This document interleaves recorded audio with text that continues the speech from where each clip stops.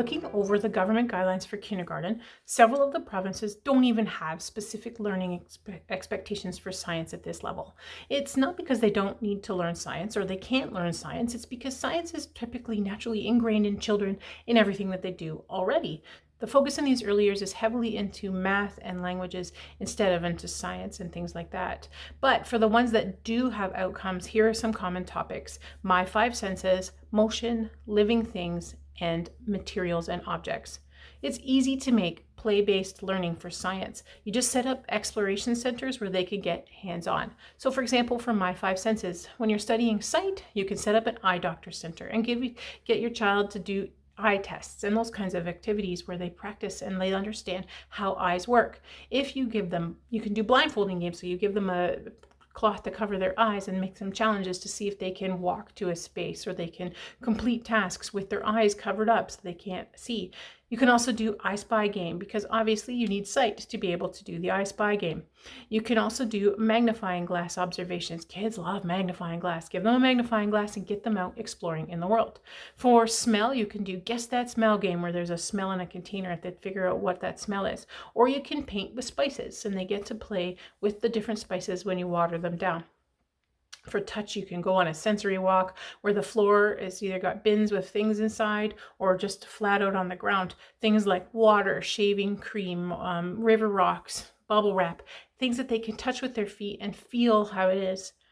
Make sure you use lots of descriptive language to help them be able to describe how they're feeling when they touch these different things. Oobleck and slime is a fantastic touch activity. Again, lots of descriptive language opportunities. You can also guess the object, where you put something in a box and make a hole in the side that they can touch and feel and figure out what's in the box. Make it a game, a challenge, a competition to see if they can figure out what you've hidden inside the box. Tree rubbings, or just rubbings in general, where you take a piece of paper with a crayon and you go out in the world and you kind of rub it so you feel it with your hand. So a tree bark is bumpy and rough. So what you do is you take the paper and you rub on it with the crayon to make a copy of that kind of texture. You can do sidewalks and bricks and cement and tiles and anything else that you can come across to be able to give a sense of texture so that they can feel and play and explore. For sounds, you can set up a music center and give them lots of different kind of musical instruments, either homemade or real ones, depending on what you've got available. You can play hearing tests. Can you hear this? You can also build your own rattles and shakers out of, either Easter eggs or toilet paper rolls with things covered on the end.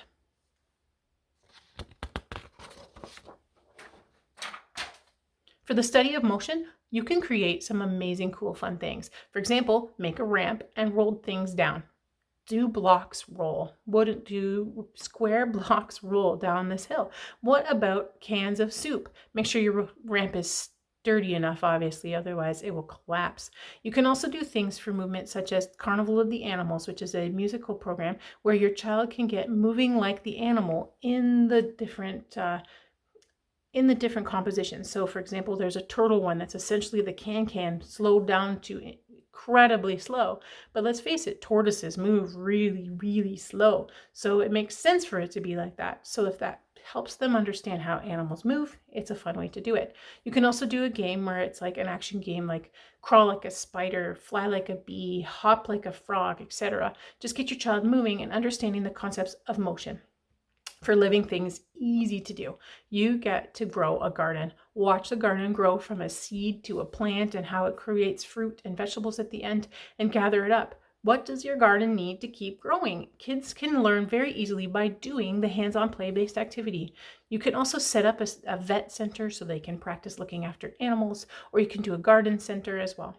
Give them a magnifying glass and send them exploring in your backyard or out in the park. They will look at nature and they will see what living things do and need every day.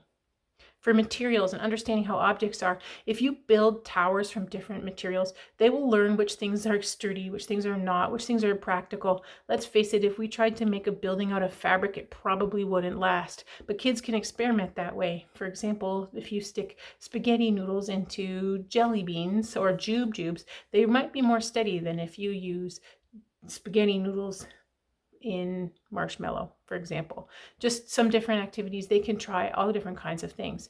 You can also melt and freeze items so they can see how objects can change. Make sure it's something that is able to be melted or frozen. You don't want to ruin anything. But crayons are a fun way to do that. And they can see how it melts in the heat, but it solidifies when it cools. Same with water, the difference, how materials change with various properties. You can also do scavenger hunts. Find me a soft material, find me some hard materials, find me some rough materials.